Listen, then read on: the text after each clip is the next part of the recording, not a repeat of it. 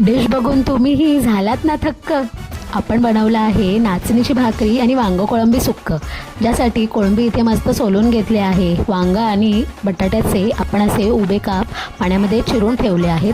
कांदा, टोमॅटो आणि अद्रक लसणाचा ठेचासुद्धा घेतला आहे.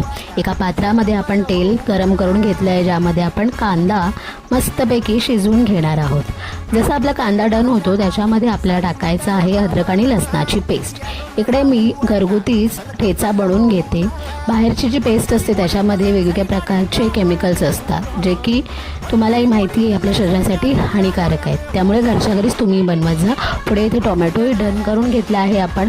वांगं थोडं वातोळ असतं म्हणून मी ह्याच्यामध्ये थोडंसं हिंगसुद्धा घालून घेतलं आहे. मग आपण बेसिक मसाले जसे की हळद, लाल तिखट, काश्मीरी पावडर आणि आपला घरचा गरम मसालाही घालून घेतला आहे. आपल्याला ह्या सगळ्या मसाल्यांना मस्तपैकी आपल्या फोडणीमध्ये एकजीव करून घ्यायचं आहे. मला इथे थोडी ही फोडणी सुक्की वाटली म्हणून मी पाणी ॲड केलं. जर तुम्हाला सुक्कं वाटत नसेल तर तुम्ही ही स्टेप स्किपही करू शकता. पुढे आपण इथे कोळंबी घालून घेणार आहोत. वांगं आणि बटाटं तेही आपल्याला आता इथे घालून घ्यायचं आहे. अशा पद्धतीने आपल्याला आता सगळ्या ह्या गोष्टीला एकजीव करून घ्यायचं आहे. वांगं आणि कोळंबी बनवताना किंवा कोळंबीचा कोणताही पदार्थ बनवताना त्याच्यावरचं जे कवच असतं ते आपण तसंच ठेवायचं.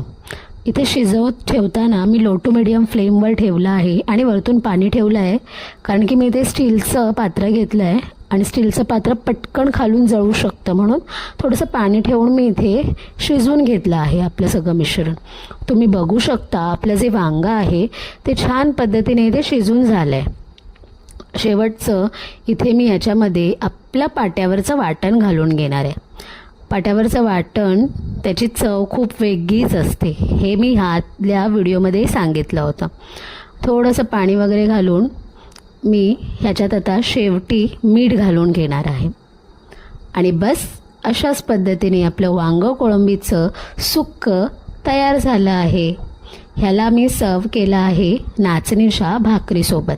सो असेच नवनवीन व्हिडिओ बघण्यासाठी आपल्या मेक लाईफ इझी चॅनेलला शेअर करा, लाईक करा आणि सबस्क्राईब करा.